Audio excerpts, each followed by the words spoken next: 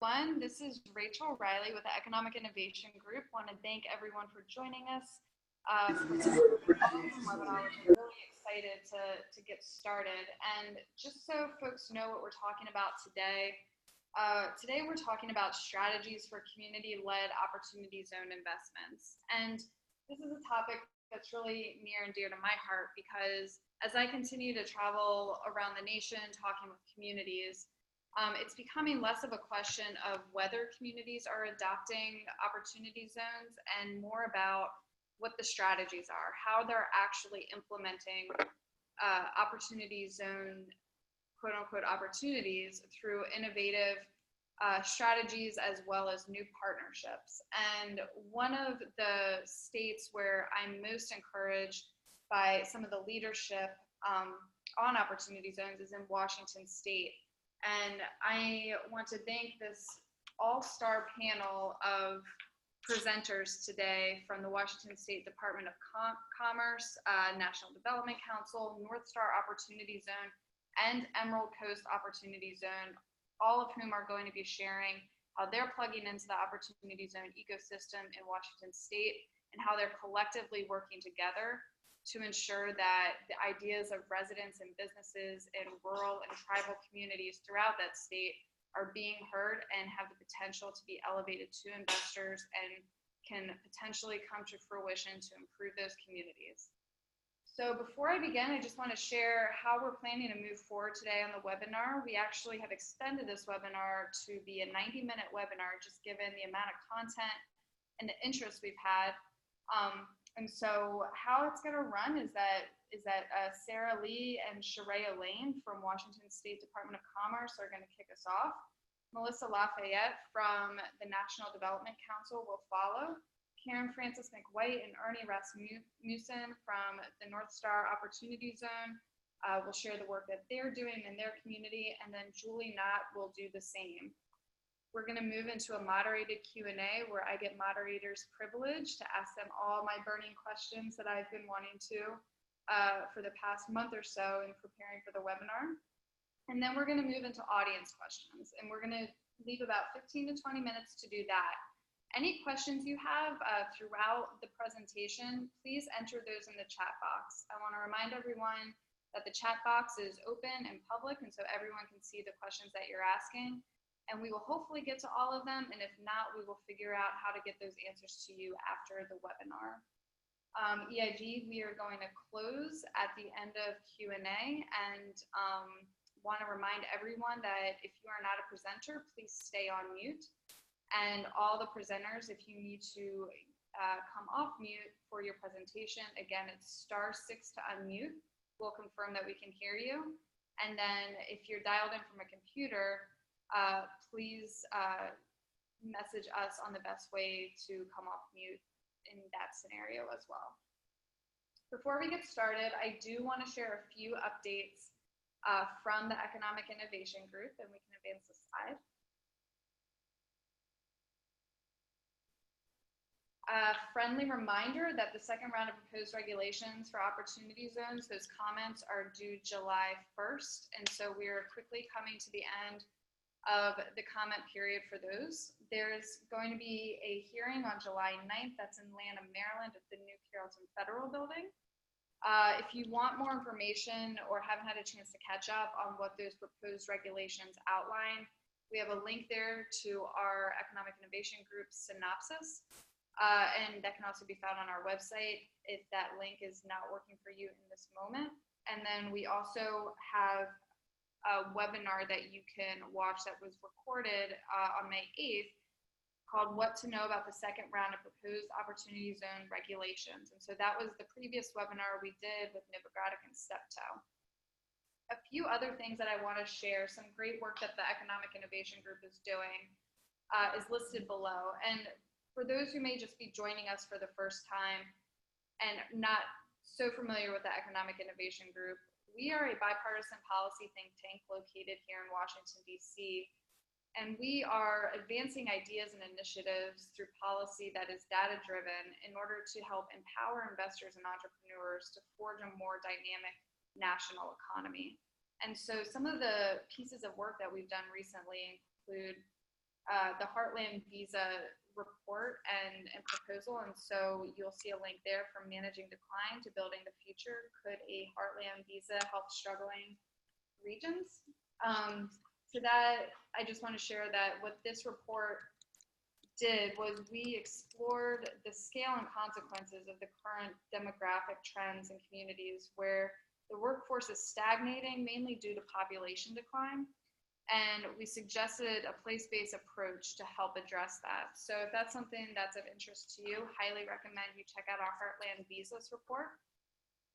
In addition to that, today we just released information on flipped counties. And so this was an analysis of the economic trajectory of those counties throughout the nation, which had previously voted for President Obama in the past election, and then in 2016, voted for President Trump. And so it looks at how those counties are faring on a number of different economic indicators. Finally, I want to share that we also released a report in June on manufacturing. And that report looks at how, even though the manufacturing industry is rebounding, and that is real, it's still patchy. So the title is aptly Manufacturing is Real, but Patchwork Rebound.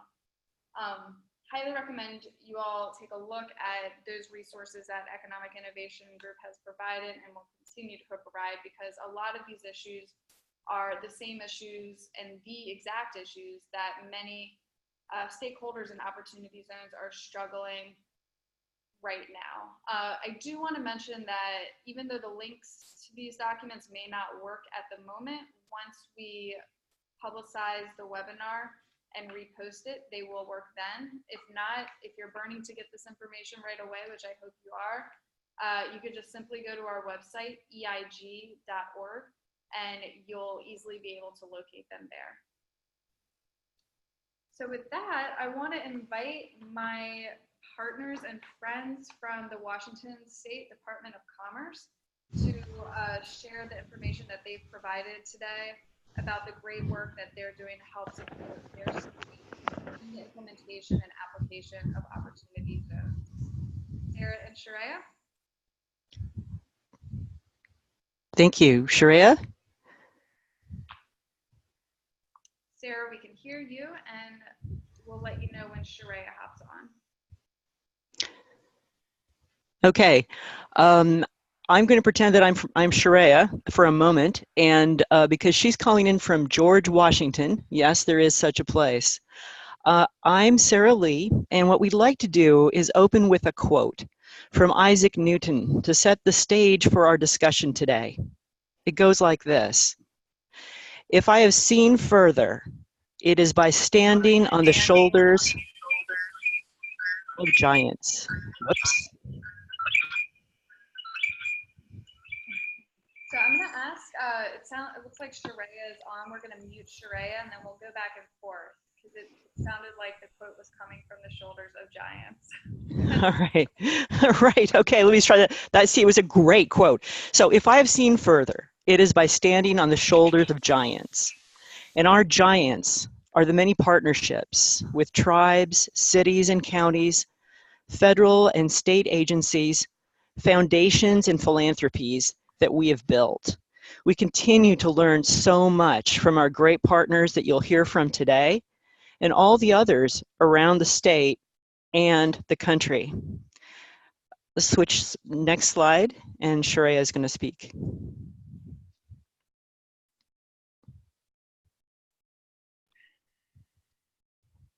Sharia? Okay, can you hear me? Okay. Yes. Yes. Yes. We can hear you. Okay. Great. And these partners shaped our values from the very beginning.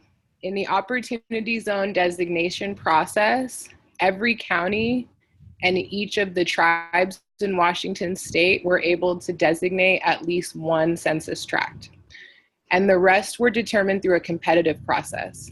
As a result, 18 of our 29 federally recognized tribes and 37 of our 38 eligible counties have at least one opportunity zone. Next slide. But under the federal law, states don't have a formal role after designating the zones. We heard from other states about their plans, everything from creating online portals to developing community prospectuses. Next slide, please. So we hit the road with the Federal Reserve Bank of San Francisco and the National Development Council and asked communities what they needed. Next slide. We learned a lot from the communities. Many of them had already identified catalytic, community-driven projects, and especially impressive were the partnerships that were being formed, like the Emerald Coast Opportunity Zone, which has 6 tribes, 4 towns, 2 counties, and 2 port authorities, or the North Star Opportunity Zone on the east side of the mountains, with 7 tribal and non-tribal communities.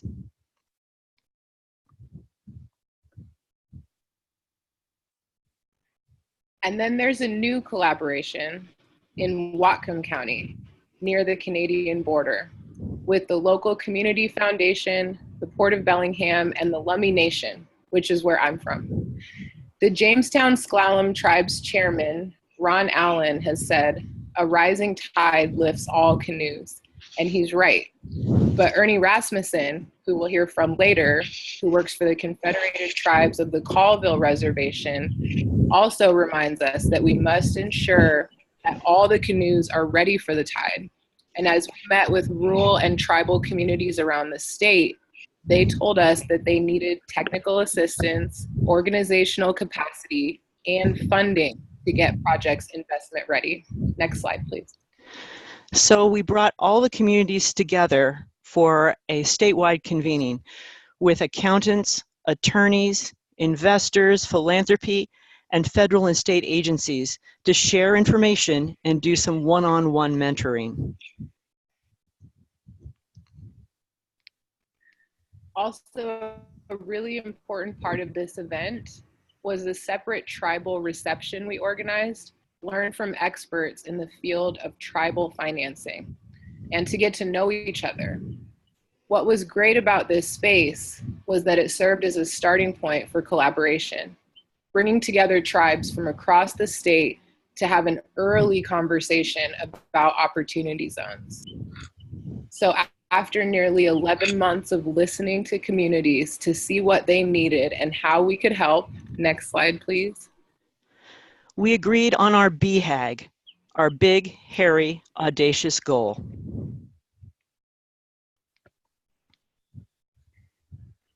And that BHAG is a 2-year pilot to build a sustainable ecosystem that creates a pipeline of catalytic, community-driven projects.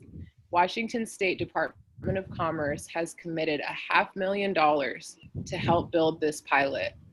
And we are also leaning heavily on our amazing federal, state, and philanthropic partners because it's nothing without them. Next slide, please. And before we explain just how we are going to achieve this BHAG, we want to point out that it's no coincidence that this infographic looks like an infinity symbol. Because if we do our job right, then communities will have the capacity, contacts, and technical assistance they need for years to come to bring community-driven projects from vision to reality. So let's start on the left with the ideas that are generated by the communities.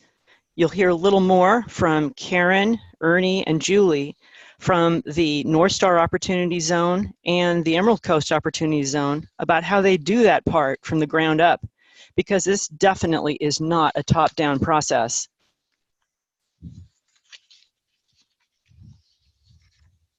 The next stop on the continuum is building a learning community. We plan to work with Philanthropy Northwest's giving practice, which has an amazing process for supporting, sharing, and learning among peer groups. And then there is the very important technical assistance piece, and you'll hear more about this next from Melissa Lafayette and the National Development Council about how we're approaching that. The next two elements have to do with funding.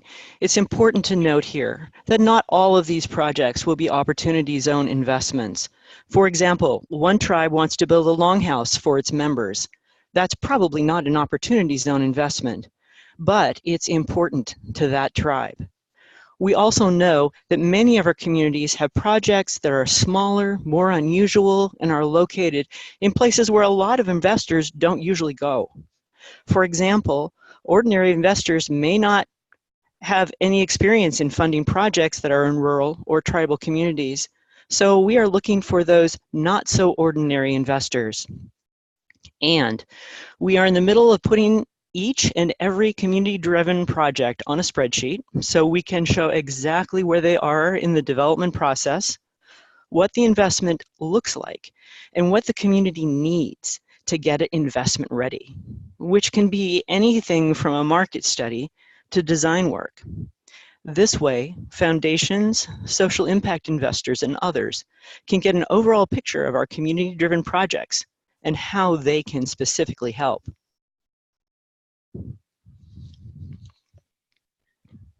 And one of the concerns about opportunity zones has been that the law does not require impact measurements.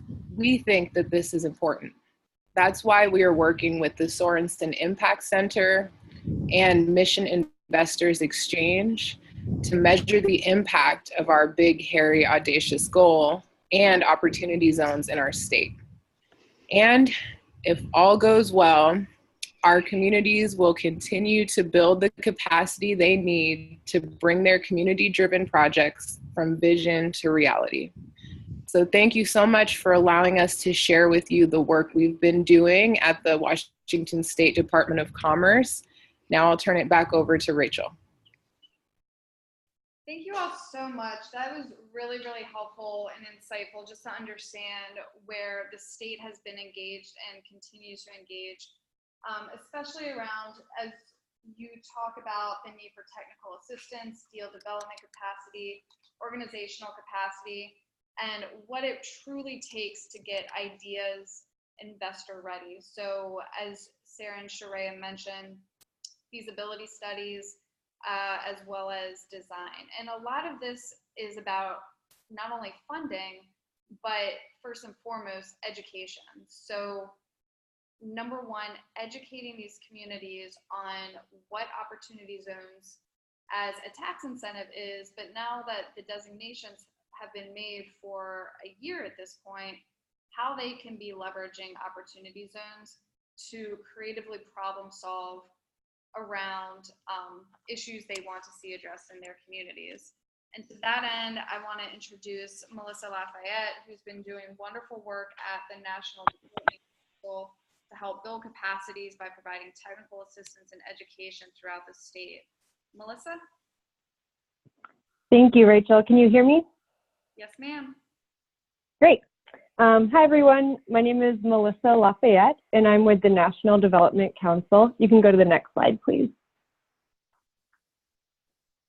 NDC is a national nonprofit organization. We've been around since 1969, so we're celebrating our 50th anniversary this year. And we work on the mission of increasing the flow of capital to underserved communities across the country. And we do this through investments in affordable housing, small business, and other economic development projects, often using federal tools and programs like low-income housing tax credits, new markets tax credits, SBA loans, and other programs. And we also provide technical assistance and training to municipalities and other groups to supplement local capacity for economic development finance. And the numbers at the bottom of the screen just show some high-level numbers and our impact across the country. So in the next few slides, I'm speaking specifically to our work in Washington State in partnership with the Washington State Department of Commerce you just heard from, as well as other local partners who you'll hear from after me. You can go to the next slide, please. So this slide provides a rough sketch of how we're approaching technical assistance in Washington around opportunity zones. And our approach has really evolved since the beginning. and I'm sure will continue to evolve as we identify needs in areas where we can provide support to our communities. We've really approached this since the beginning with an ask, listen, and learn first mantra. Sarah mentioned our listening sessions that we did around the state in the very beginning, really focusing on responding to needs rather than kind of prescribing assistance. And Sarah provided an example of this with our project spreadsheet. So as we're asking questions of project sponsors to learn more about their projects, we always end the conversation by asking what support they need to move forward, and then go and try to figure out how we can help provide it. And we've found this approach to be particularly important in the opportunity zone space because, as we all know, this is new and continuing to evolve as the marketplace develops. We often joke within our group that we're building a bicycle as we're riding it, so we're doing this work even as we're still putting all the pieces together. And we've also been very intentional from the beginning about meeting communities and projects where they are. So recognizing that some areas are already organized and moving projects forward with or without us.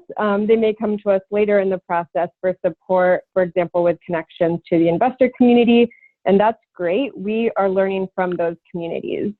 Other communities are still really in the beginning stages of figuring out opportunity zones, and we're here to support them too. So wherever the community is, we are there. One of the key roles I think we've been playing so far throughout this process is that of a phone a friend. So oftentimes our local partners will call us up with questions that they've gotten from constituents or folks with projects, and we can help them provide answers, refer them to other experts, or go out and try to find answers for them. One thing we're doing to help us with that is just keeping a list of all the tax attorneys and CPAs that we're encountering that are informed about opportunity zones so that we can provide those resources to those in our communities that need them. You can see on the framework that we laid out 4 different phases in which we can support communities and projects, starting on the left with community mobilization, which is what lays the groundwork for community-driven projects to emerge.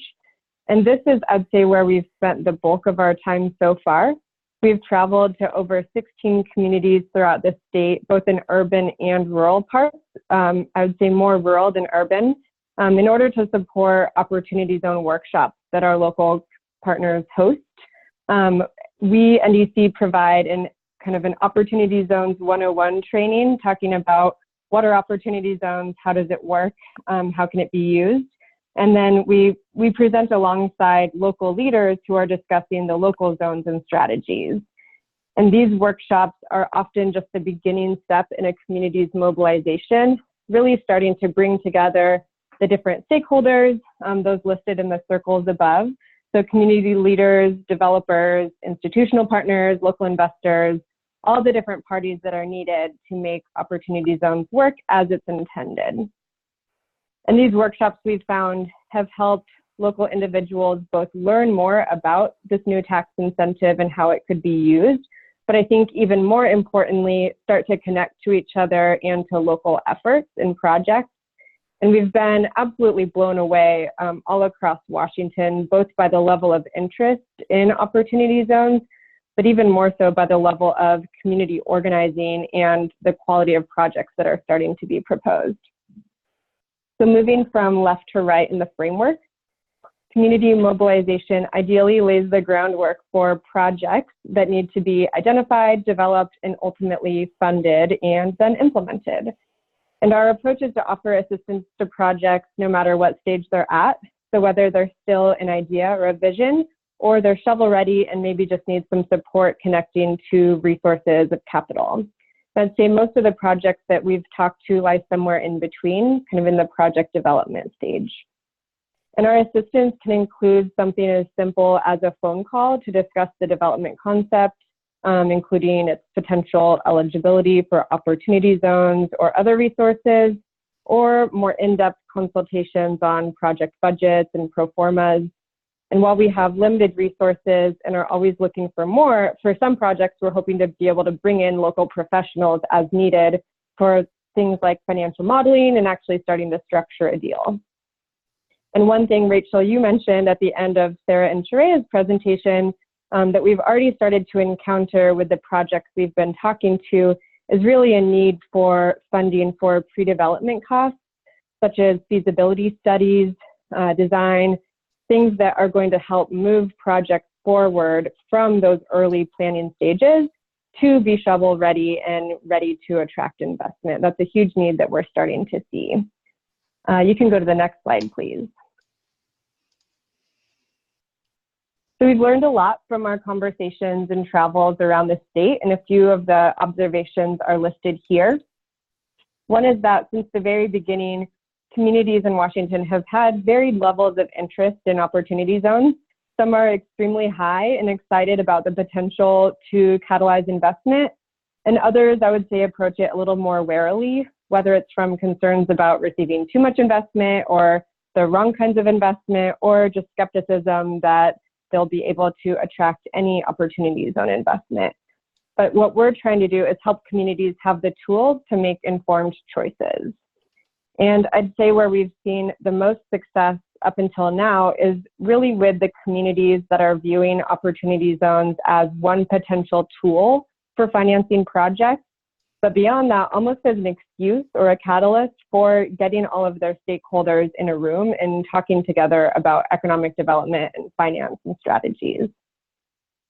The second takeaway is that both at the community and project levels, we're seeing a huge need for both technical and financial support to fully harness the potential of opportunity zones.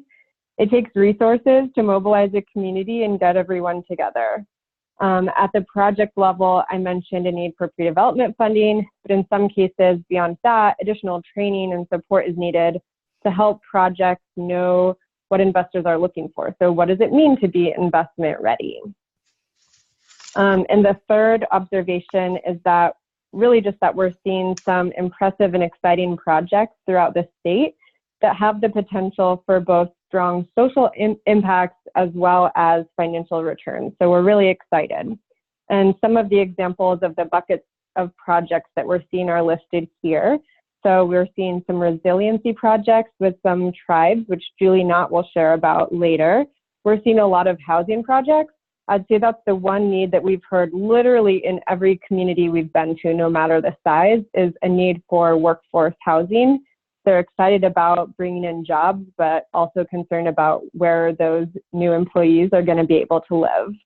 We're seeing health clinics, industrial symbiosis projects. An example of this is a business to turn woody biomass into briquettes. So lots of really exciting, innovative projects. And NDEC is excited to be a part of the great work being done across Washington with all of our many, many, many partners. And we look forward to continuing to both assist and learn within the opportunity zone space. So that's all I have, and I'll hand it back to you, Rachel, to introduce our next speakers.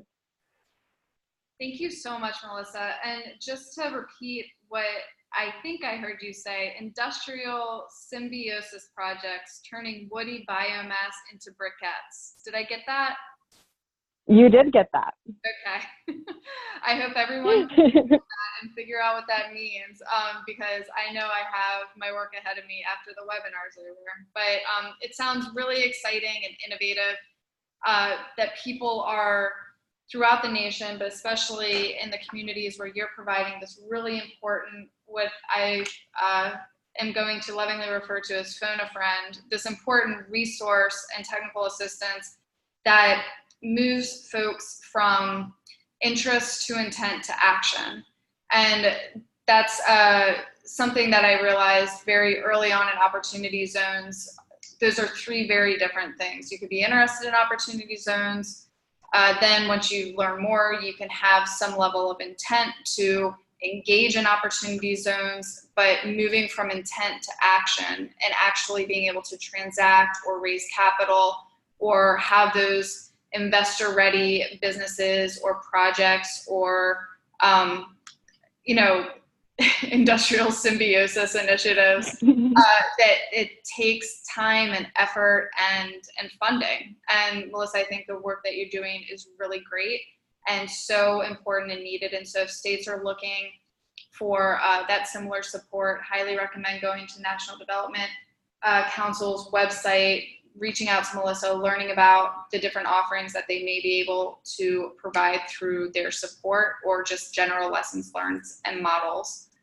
So to that end, I want to switch it over to the North Star Opportunity Zone. And we'll just mention that I think Gold Boost Opportunity Zone and North Star Opportunity Zone are the two of many cool names that I think have been branded to what I view as efforts to signal to investors that there is a collective initiative or collective work moving forward, and individual and specific communities to attract investment, and that there are stakeholders on the ground that have skin in the game, and that they are being thoughtful and smart about what sorts of capital they need. And so to that end, I will go ahead and switch it to North Star Opportunity Zones. Thank you, Rachel. Can everybody hear me just fine? Yes, we can hear you, Ernie. Yep. Thank you. Hey, hi everyone. My name is Ernie Rasmussen. I am the Senior Planner of Economic Development with the Confederated Tribes of the Colville Reservation. I'm going to, we are a North Star Opportunity Zone partner, and I'm going to hand it off to Karen and let her introduce herself. Thank you, Ernie. I'm Karen Francis McWhite. I'm the Executive Director of the North Central Washington Economic Development District, which is kind of helping to manage the administrative side of the North Star Opportunity Zones partnership, because we serve Chelan, Douglas, and Okanagan counties. Today, Ernie and we will share how communities in our region are working and learning together to identify and support projects in our communities that we believe can create shared prosperity. Next slide.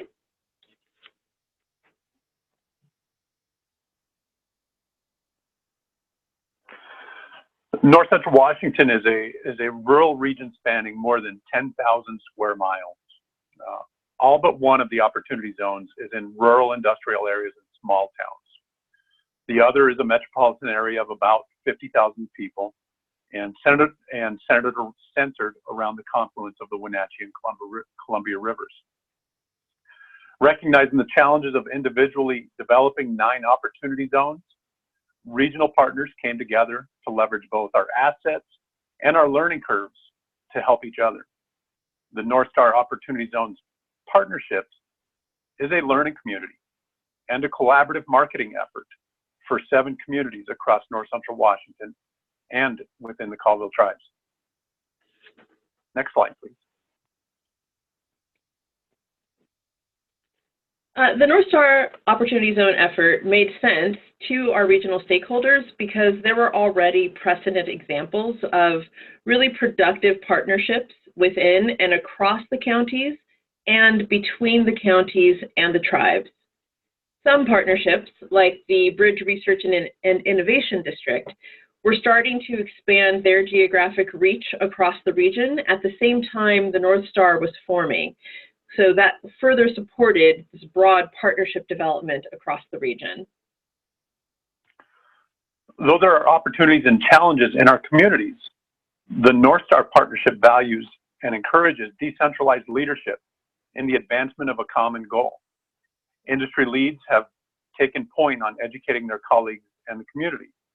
The Colville Tribes and the Economic Alliance, which is the Okanagan County ADO, have worked together on a countywide stakeholder engagement roadshow, both informing communities of opportunity zone incentives and listening to their interests. More targeted and general interest events are currently being scheduled. These efforts have not only helped identify projects that could be promoted, but also have helped discern the underserved needs and hopes of our communities. Next slide, please. This spring, we launched our North Star website at northstaroz.com. There, we have a page where projects can be submitted by anyone in the community for review and addition to the website. The projects that first were listed were the ones that address community needs and leverage prior community investments to model the importance of community alignment as opposed to field of dreams style projects for which there are not identified needs or end users. So for example, the Rock Island Industrial Development District's waterfront project repurposes a shuttered manufacturing site on the Columbia River as a campus for the blockchain supercomputing industry that continues to grow in Douglas County. Across the river in Wenatchee, the Riverside Landing project would help alleviate the acute housing shortage while also creating more mixed-use options along the 10-mile gorgeous Capitol Loop recreation trail, which is also adjacent to our brewery district and a short walk from downtown Wenatchee, creating a potential site for walkable communities and transit-served residents and small business space. Next slide.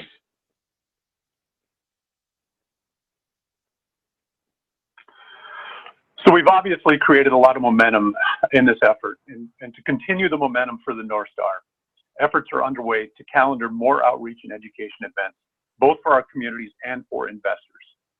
We're also launching a citizens advisory committee that includes business, tax, and estate attorneys, interested residents, and professional planners. Together, they'll approve the North Star work plan, take lead on different parts of it, and report back on their progress and learning.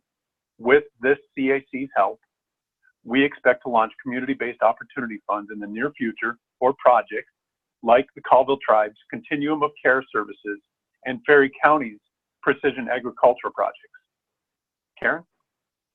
In addition, North Star professional planners and elected officials will integrate Opportunity Zone awareness into the more conventional business recruitment and expansion and community marketing strategies they already use. With some of the lowest power rates in the country, a robust and expanding broadband internet infrastructure, a commercial airport and 5 general aviation airports, rail and a heavy haul corridor adjacent to the Canadian border, and the ability to benefit from additional tax credits focused on rural and Native American investments, we believe our opportunity zones are well situated to yield substantial community and market rate returns on investment. Next slide. So since the release of the first tranche of regulations last fall, North Star partners, led by local attorneys and working groups, have worked to improve regional awareness about opportunity zones and opportunity fund investing. So far, we are seeing some returns on that. There is growing awareness and less confusion, but there is still work to be done to help improve the understanding of the potential for opportunity fund investing for our regional investors, for our business community, and especially for community housing needs with respect to workforce housing in particular. Some potential investors who were kind of poised to be early adopters have nevertheless expressed reticence about investing in qualified opportunity funds after being quoted tens of thousands of dollars for fund creation and management costs.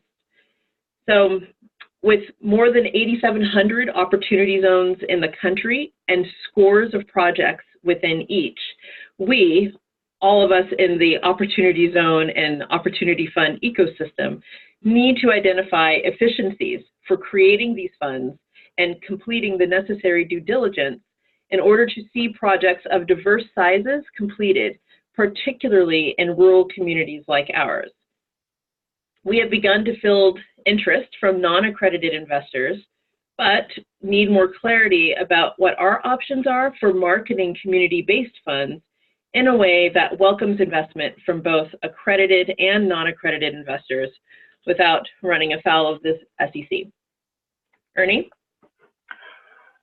So we're hoping that you'll see that this type of collaborative, such as the North Star Opportunity Zone, provides a concierge-style, one-stop community access point for investors, resource specialists, philanthropists, and state and federal agencies. They don't all need to put boots on the ground. Rather, they need the support, the boots that are already there, and are ready to leverage their investments. So concierge-style collaboratives can facilitate a reciprocal due diligence. Outsiders, in quotes, can gain access to and credibility with communities, and collaborative communities can assist each other with preparing for outside investment by focusing on authentic community needs and partnership development first. This helps establish a culture of decentralized leadership and transparency within the partnership, and then working together to identify and advance projects with both social and market returns. Next slide, please.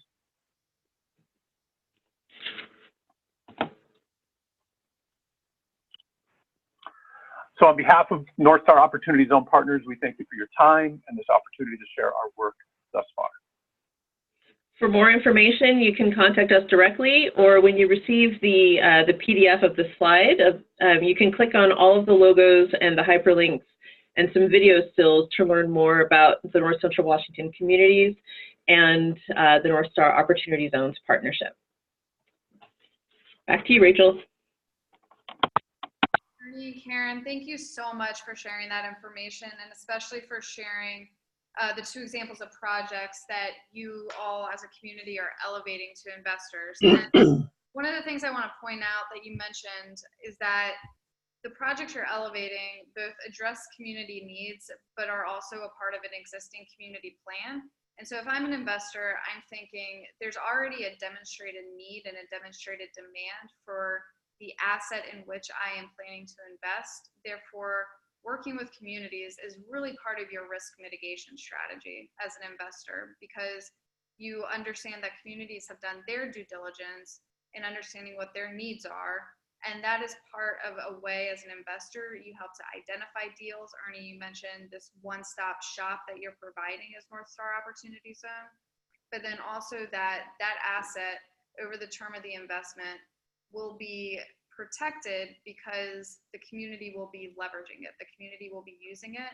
And there is public sector buy-in already because this is part of an existing community plan. So if anyone needed further,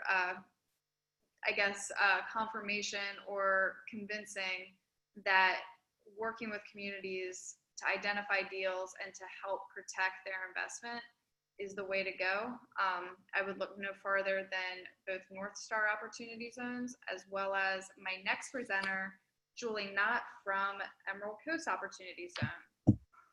Julie? Hi, Rachel, can you hear me? Yes, ma'am. Okay, my name is Julie Knott. I'm the Regional Director for the Emerald Coast Opportunity Zone, and I'm calling in from a structure built in 1888 in Port Townsend, Washington. I'm going to start with, I was going to say that we refer to the Emerald Coast Project as ECAUSE. So for the purpose of this webinar, when I say ECAUSE, you know what I'm talking about. And I want to mention something right now. My phone is blowing up from partners all over the region, commending us and thanking us. And thank you all for that. I can hear you.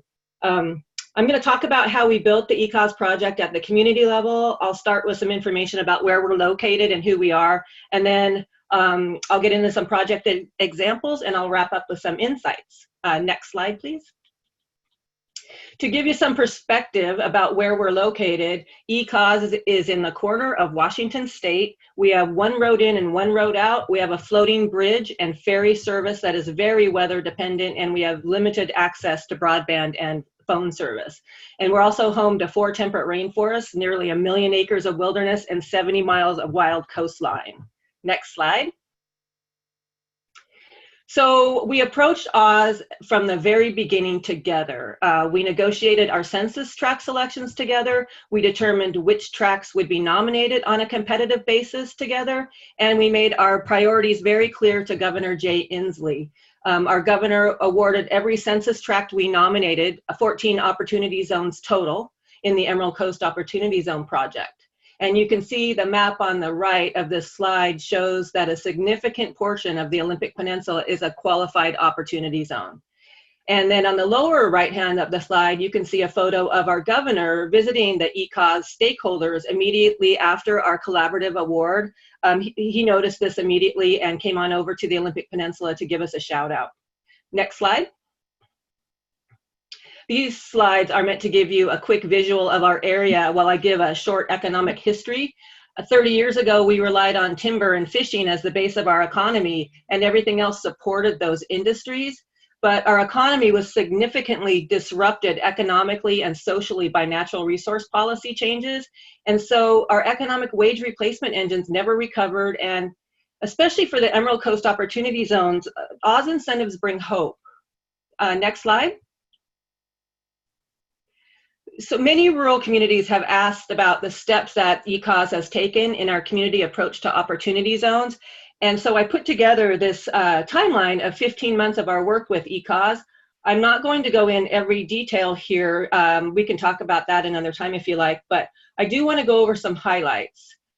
First of all, within weeks of our 14 opportunity zone designations, we received recognition and immediate support from our Congressman Derek Kilmer, Governor Jay Inslee, the Washington State Department of Commerce, Federal Reserve Bank of San Francisco, and the National Development Council. From that moment, they've sent support our way. They understand the magnitude of our collaboration and what we're trying to do, and they're helping us extend the minimal resources that we have here. We also invested significantly into our community. We listened to information needs, project ideas, and concerns. We traveled to our community with Department of Commerce, Federal Reserve, and NDC on listening tours. And then we also did community workshops throughout our small communities, discussing opportunity zone incentives, the ECOS approach, and emphasizing collaboration.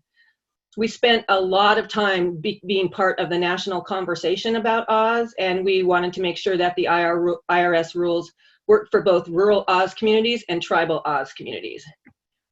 We've been getting a lot of attention from investors, agencies, media, tribes, and communities across the nation, and our philosophy has always been to share what we learn whenever possible, and to talk about projects we know about, whether we're in an Oz or not, refer constantly, and number one, we don't compete, we collaborate. Another impactful part of our timeline this year just happened last month. We spent a week traveling across Oz with Sorensen Impact Center, interviewing economic development leaders from 6 sovereign nations and ECOS communities as part of our Opportunity Zone Catalyst project. They interviewed us about our relationships and our collaborative approach, and we shared our insights, and we talked about projects that are emerging, our need for capacity, and the strength of our collaboration. And we're excited to see what happens next with Sorensen and their Catalyst competition. Another thing that we've done is we've tested opportunity zone assumptions. Which projects are investors looking for? What rate of return is required for an investment? We took a team of experts out into the field to test our assumptions about which projects are investable. We put 6 projects in front of them and asked what they thought. And the takeaway was that we learned not to vet the projects ourselves. We collect the information about them, whether they're in an Oz or not, and we disseminate what we know. Another thing that we're doing right now is conducting a social impact analysis. Because how do we know our collaboration has been impactful? We can't tell right now which Opportunity Zone projects are Opportunity Zone projects. So we're participating in a connectivity study with assistance from the Nature Conservancy and the Emerald Edge Project to analyze our relationships starting 15 months ago with when our collaboration started to now. We know we've had significant growth. We know our tribal, non-tribal partnerships have been hugely impactful. And so this is one of the measuring tools that we're going to use right now, and we'll report on what we found out about that soon. Next slide. So I'm going to talk a little bit about examples of projects that are emerging. The coastal projects are different than inland projects. I would say that they're more infrastructure based. They vary greatly in capital need, and I want to make sure that everybody knows a small project in a rural coastal community can have a very high impact. 10 jobs in Washington can be a game changer. And so investing in infrastructure will bring resiliency to coastal communities, and that's really important to think about. Some examples of coastal projects include a sewer system, the key to growing a tribal coastal resort, which in turn will bring jobs to the most northwestern community in the contiguous United States. The next project is an ice manufacturing facility. This is a critical need for a coastal tribe with a significant impact to the fishing economy. There's a transoceanic cable landing planned. This is an emerging project on a tribal community opportunity zone that could be the backbone for the tech industry in our area. And then this project's already been mentioned, but recycled wood manufacturing projects. We have some mills reopening and businesses are emerging using recycled forest products that are recovered from forested land. Next slide. So another example of some projects is in the Port Angeles downtown area. The Port Angeles downtown waterfront is a qualified opportunity zone, and we'll be seeing a massive shift that will bring arts, housing, and culture together. This project, it starts with what I consider a project trifecta. First, there's a performing arts and conference center slated for construction in 220. And next to this center will be a tribal longhouse and cultural center. And next to the longhouse, a marine discovery center. And right in this downtown area, a 72-unit housing complex with retail space is planned. And a nearby 4-star tribal hotel will be breaking ground very soon, and that was just announced. And then I'm going to keep this slide up for my summary. Our timeline tells us what we've done, but as I said before, the struggle right now is to measure our efforts. We know building permits for housing are on the rise. We know a lot about projects. We hear about them. We're talking to investors. We're talking to developers, but we can't exactly say which projects are Oz projects right now. What we do know is we've created something unique and powerful. We know investors are attracted to our unique collaboration. And we know investors want to invest in rural distressed communities. They just need to be able to find us. And then a significant takeaway is this: a tribe, non-tribal partnerships, they are incredibly important and critically underexplored. And I think we're just experiencing the benefit of this unique collaboration, and we're hoping to continue that. And then Emerald Coast is, 15 opportunity zones, and we're still very small. So the more that we work together to make the most of these resources in rural communities, the better off we'll be. And I'd like to thank EIG, Department of Commerce, ECOS stakeholders and supporters, and economic development leaders across the nation for working together and collaboration, and I hope to keep this going. And thanks so much, Rachel. Thank you, Julie. There's so many things that I want to touch on that you mentioned. I'm going to save a few of them for the moderated Q&A, and then maybe we can move into Q&A for some additional ones.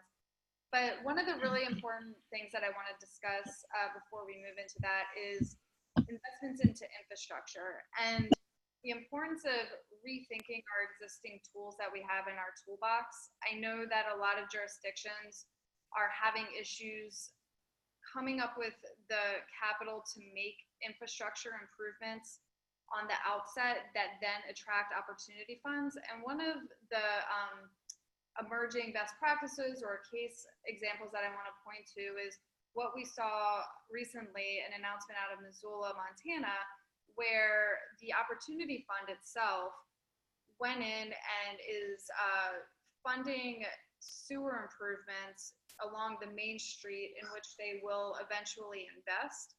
And then the city was able to figure out a tax incentive package on the back end that will help to make that opportunity fund whole on that original outset of capital. And so in saying that, I just want folks to be thinking about different ways that we can be creatively structuring investments into infrastructure, but investments writ large. A lot of the examples that were provided are types of projects for uses that don't typically come up in the conversation around opportunity zones. Just the need for an ice manufacturing facility. That's not necessarily something in the community development sector you would think could be a viable use for a tax credit program. But the flexibility of opportunity zone equity can definitely allow for that and serves a critical function to supporting local economies, bringing in those jobs. And then, of course, we return to the opportunity zone conversation around housing and the importance of workforce housing needed to then house those workers. So on that, I would love to remind folks that if you have a question for me or any of our wonderful presenters, please go ahead, submit those in the chat box. It's been really cool to watch the conversation roll throughout the entire presentation, but I would encourage folks to start doing that now should you have any questions. So to start off the moderated Q&A, and I'll probably take about 15 minutes for this, or as long as it takes folks to properly respond. One of the things that I want to point out is something that Julie just mentioned in her presentation around relationships and strengthening relationships through the Opportunity Zones process.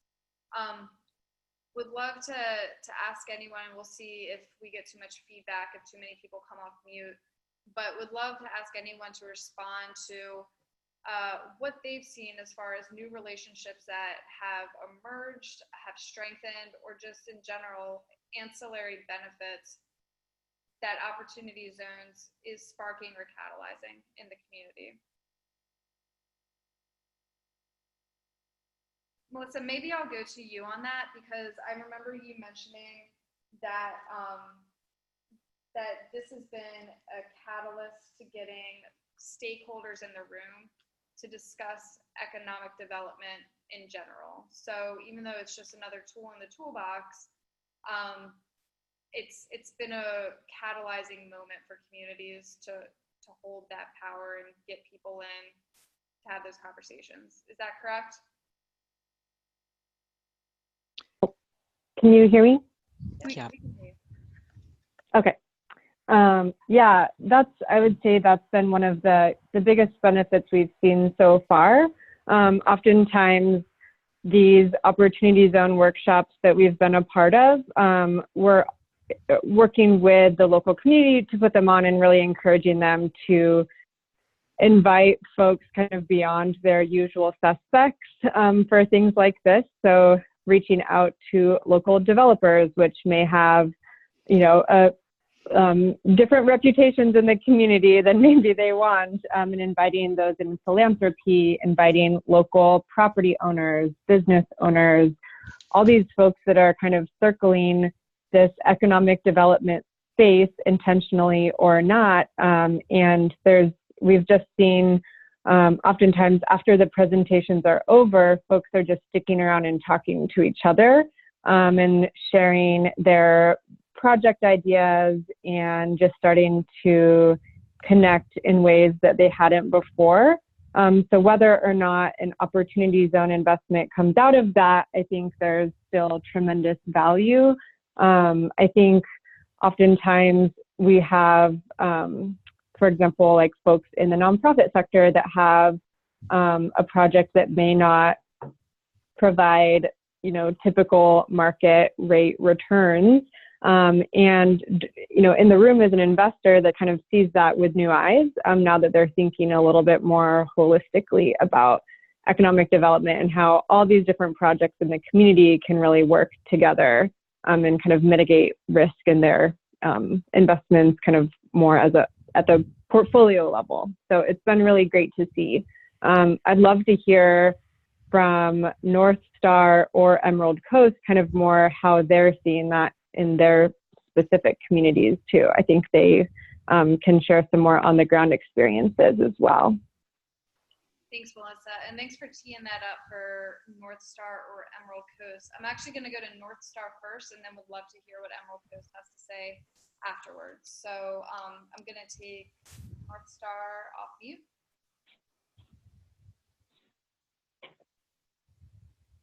Hey, Karen, this is Ernie. I'm going to jump in there. Good, thank you. You bet. And so, just discussing some of the, what we've seen in terms of collaborations that were not there before. With the Colville tribes, as large of an area as it is, it's 1.4 million acres, which is equivalent to about the size of the state of Delaware. It straddles over 2 counties and has several border communities that are on the reservation border that have a lot of the goods and services that we seek as community members. It became real clear that if we are going to benefit from this designation, that we were going to have to reach out to those communities so that we could really work to help lift those communities up where tribal members and non-tribal members both live, work, and play, where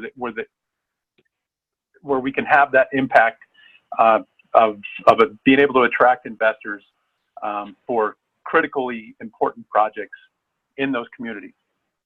The result was, at first, a lot of skepticism about, again, the Opportunity Zone program, because again, this is in a highly distressed area, and the amount of investment or the lack of investment is part of the reason why we are in this distressed state.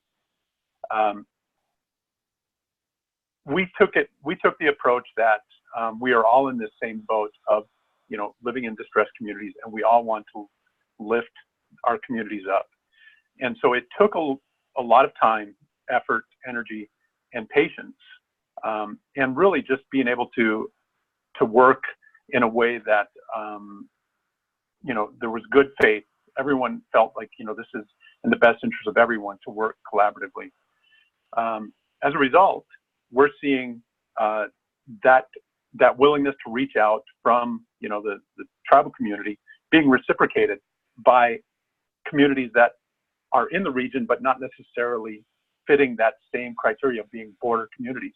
They're reaching out to the reservation communities, to the tribe, and engaging in new dialogue about how to design their Main Street project so that it has a responsible and respectful characteristic that honors the tribal heritage of the region. We're seeing that from as far away and as far down south as Wenatchee, which is about a 90-mile one-way trip. From there, we're seeing new opportunities to join together on partnership grants. We're looking at that in terms of broadband, where the tribe and Okanagan County, along with the tribe and Ferry County, which are our two counties that we share territory with, are getting into a partnership for broadband planning. We continue to reach out, and it's much easier for us to be supportive of their efforts. We're offering letters of support while we're soliciting letters of support for different projects. The list goes on and on, how this thing has really kind of opened up a whole new dialogue that we were a bit reticent to have before. Does that help? That's wonderful, and I really appreciate the very specific examples you provided. It's anecdotally what I continue to hear. It's the sentiment that I feel that Opportunity Zones is the a moment for folks to open up that dialogue comfortably, and I'm glad that that's what's happening in your community. And Julia, I'll go over to you and see if there's anything else you'd want to add, what you're seeing in Emerald Coast. Yeah, I went over that a lot in my presentation, but I was thinking about the Opportunity Zones have brought so many new relationships together, and it has allowed leadership of different styles and from different places to rise up, especially at the tribal level. As far as Ernie goes, I speak with him quite a bit. We've shared struggles and politics and how to work, with tribes and non-tribes, and heartfelt discussions about what we're doing and is this good, and making the best of it. We know that our leadership has been very heartfelt, and I do feel that for the Olympic Peninsula, everything is different. It seems over here, there's a lot more talking and collaboration. We have a lot of attention on us, and we know that. And so it's not something that we're accustomed to either. So this has been a pretty amazing experience for us. And I think that right when we get back down to it, we just showed that collaboration is very attractive. Excellent. Couldn't say it better, everyone. Thank you so much. One of the things that was mentioned was around the need for philanthropy to play a role in helping to fund a lot of these initiatives. Department of Commerce, Sharia, Sarah Lee, you had mentioned that one of your next steps is to create a learning community, and that Philanthropy Northwest is partnering in some way, or could potentially partner to that end. Are there other ways that you envision philanthropic funding being supportive in this moment to help communities prepare also to help projects get off the ground or to provide technical assistance to small businesses. Those are just some of, broad strokes around ways where we're thinking about it. What are you guys thinking? This is Sarah Lee. I can take a first shot at that.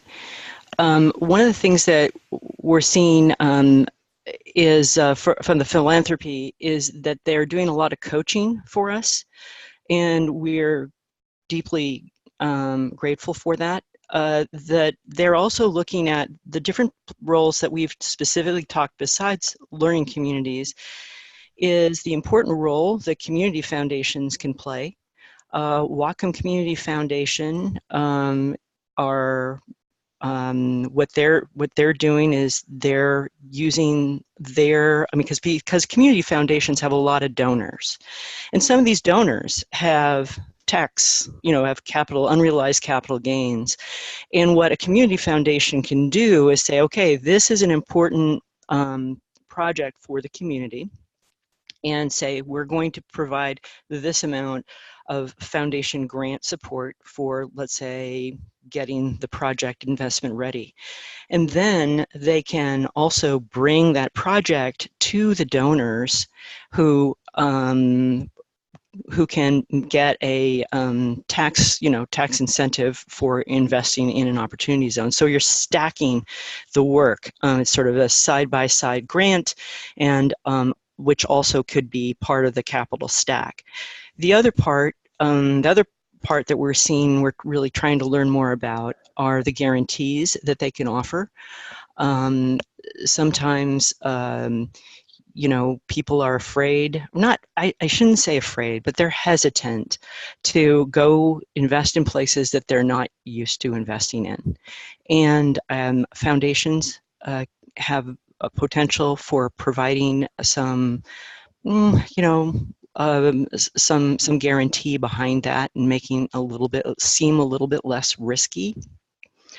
So those are the other piece, though, that I have to say alongside the philanthropy piece is a group that we often forget about. We don't necessarily think of in this space, and that's the federal agencies. We're seeing a lot of work and a lot of outreach and a lot of assistance being provided by the Economic Development Administration, which is part of Commerce, by HUD, by EPA, and by the Small Business Administration, and by the U.S. Department of Agriculture, Rural Development. And what our job is, and what we're trying to be able to be better at, is figuring out how we can stack all of these different pieces of funds together for each project. So each project doesn't have to say everything is an opportunity zone investment, but just part of it is. And the rest of it may be a foundation grant or a federal agency grant, etc. That's great, Sarah. Does anyone else have any thoughts on that philanthropy can be engaged in this conversation? I think I heard Sharia. Sharia? Yeah, sorry, my internet connection's not great out here. But also with philanthropy, one of the big areas that we've seen philanthropy play a role is that educational space. And so we're still working with philanthropy to create and organize this learning community. They played a big role in the initial convening that we had. That was, in a lot of ways, a early on sort of crash course in opportunity zones for communities, and where a lot of people were able to get up to speed on what was happening and to get connected to resources and to start thinking through their own communities' planning for engaging with opportunity zones. And then we've also seen them emerge as a voice of their communities. So whether it's a regional foundation for smaller rural areas, or whether it's a foundation in an urban setting, we've heard philanthropy time and time again, really coming back to the needs of the communities, helping to guide conversations in staying grounded in what's best for the community and really being that voice. And then it's continuing to unfold. So we're continuing to have conversations with philanthropy about how they can, where they can best fit in this work. And so that's ongoing.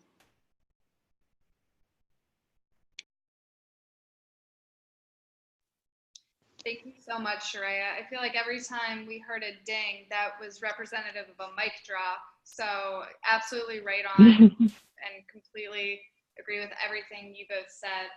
And, you know, a really important point about where federal government can play a really important role.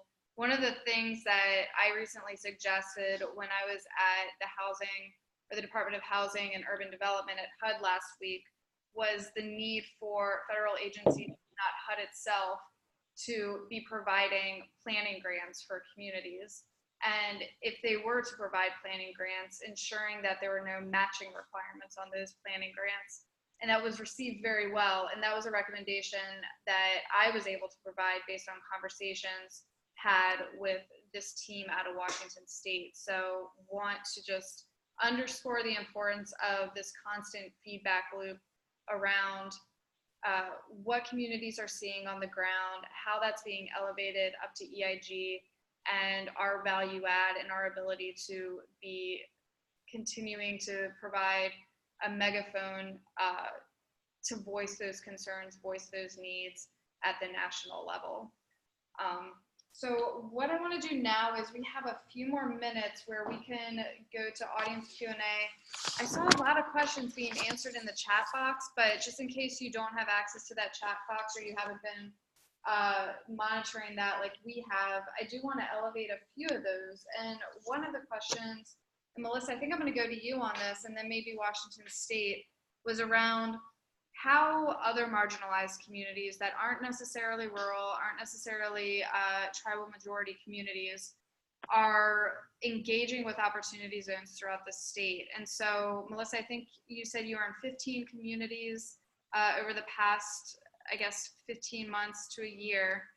And some of those were urban communities. And so to the extent that you could provide some insights as to how other communities throughout the state are responding, would love to hear so. Sure, can you hear me? Mm-hmm. Yep. Great. Yeah, we've seen communities, both urban and rural, respond in a variety of different ways. I would say some examples are the city of Spokane, so in Eastern Washington. The city has taken an active role in disseminating information. So they have a website where they talk about each of their opportunity zones and what types of investments are being sought in those zones. And they've also put together, I think, at least 3 different workshops where they've gotten all of their local stakeholders together to talk about opportunity zones. And kind of how trying to really be intentional about linking up investors with funds, with projects. So trying to make sure that they're being very proactive about getting the types of investments that really align with the city's economic development strategies. There are some other examples in Seattle. There's a project called Othello Square that's really being driven by local nonprofits and community members that's intended to provide affordable and workforce housing, as well as commercial space and some office space for local organizations in an area that's rapidly gentrifying. So they are hoping to use opportunity zone capital as one of the pieces in the capital stack, but having this kind of be a catalytic project that's really going to be an anchor in this kind of changing community. Another piece that we've been working on is just education. So we did a training with the city of Seattle a month or so ago that actually wasn't around opportunity zones, but during it, we ended up talking a lot about opportunity zones, which was with local community members that were working on projects to kind of combat gentrification and displacement. And so equipping them with the skills of, okay, what does the real estate development process look like? And what are the things that investors or lenders are going to be looking for? Just kind of equipping community members with the tools to be a part of the conversation and understanding how this all works and how they can be an active player at the table and kind of able to move projects forward rather than just react to projects that are being proposed in their communities. That's great. Thank you so much, Melissa. And I also want to mention, and Melissa, I think you provided the link to this earlier in the chat box, but if you wanted to look at the prospectus documents that the two cities, so it's Tacoma, Washington, and Vancouver, Washington, have developed, which provides economic information about those cities as well as identified investable assets, you could go to Accelerator for America, their website. And again, I think that is provided as a link in the chat box right now.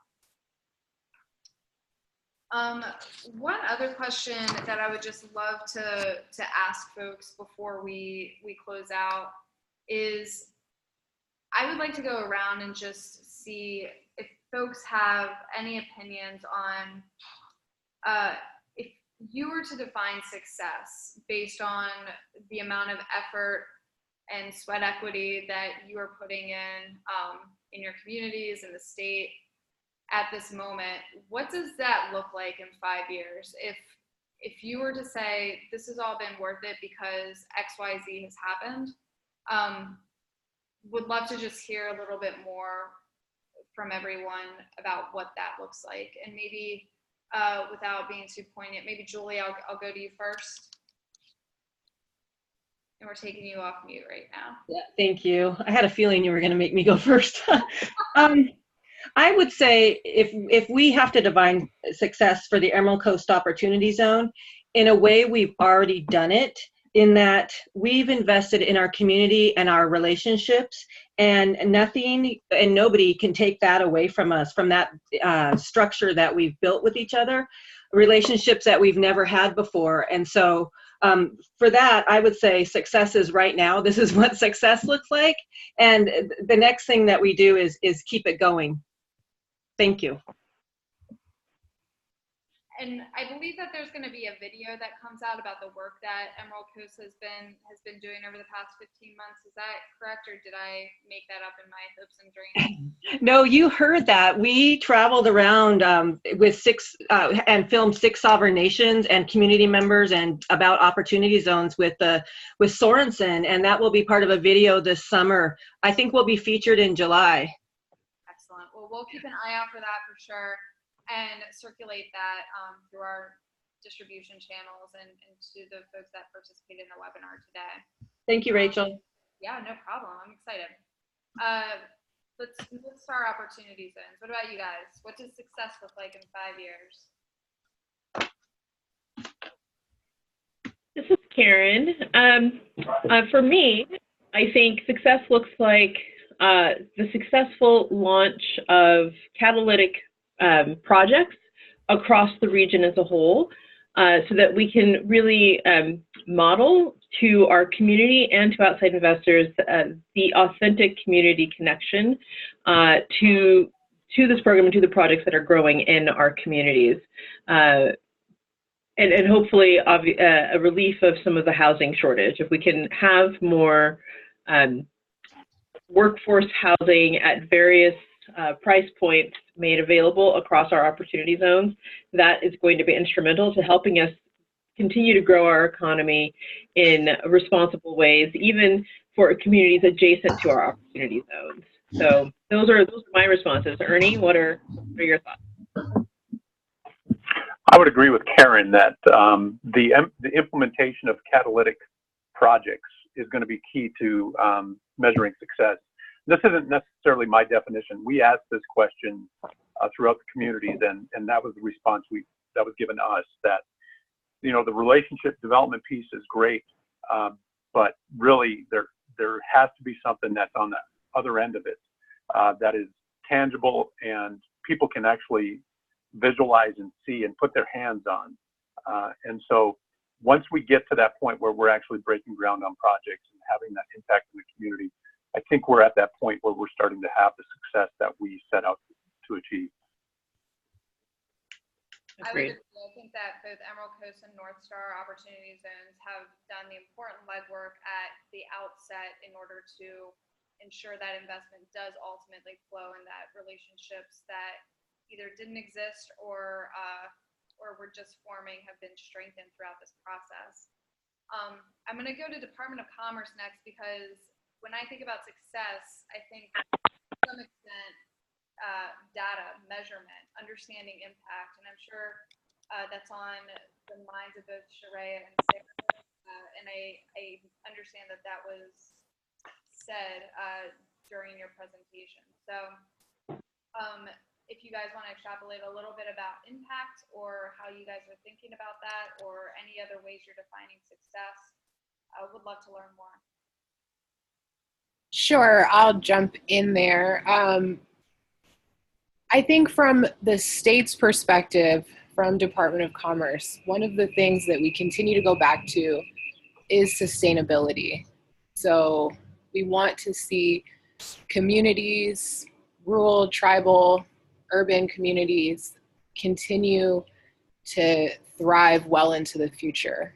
And so that's been our focus, is working to cultivate these ecosystems, these relationships, these partnerships that may not have been seen before, in ways that will help these communities continue to reach their economic goals well into the future, past the life of the Opportunity Zone program, and also even outside of that. So one thing that we continue to come back to also is supporting communities' goals, whether it's opportunity zones or not, and seeing this as a catalyst, but just wanting to do what we can to support community-driven efforts on the ground, both today and well into the future.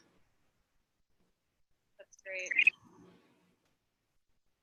And so on that, Melissa, I know you put a lot of miles on that car, driving around the state of Washington, working with communities. What was this all for you? In 5 years, what does success look like? Yeah, I think I'll piggyback on those that have spoken before me. I think that we're seeing community-driven projects actually come to fruition and continue to get funded and implemented, moving from the vision to implementation. And hopefully it's not just the easy projects, but the ones that are creating more resilient communities, that are creating quality jobs, affordable housing, having environmental impacts, all types of projects. And I think in 5 years we'll be successful. We'll be most successful if this technical assistance isn't needed anymore. Our dream is that, as Sharia said, we're building local capacity, and this is sustainable. So investment would be flowing to communities, to projects, and that cycle just continues. Absolutely. Well, I don't think I could end it on a better note. I am going to say that the reason we have everyone's contact information up there is so that if you're an investor, or you know an investor, or you're a funder, you know how to get a hold of these folks in order to support the great work that they're doing, in order to invest in their communities. So please reach out to them and make those connections. And if we can advance to just one last slide, final closing words from EIG is, I really just want to thank everyone who presented today for their hard work on the ground. They are doing, they're first movers, they're being innovative, and that's not easy. And everyone's taken a chance that this will matter to their community, and that if they continue to sit at the table, during these conversations that they will be able to positively impact the way that opportunity zone investments flow throughout the nation. And that is no small task.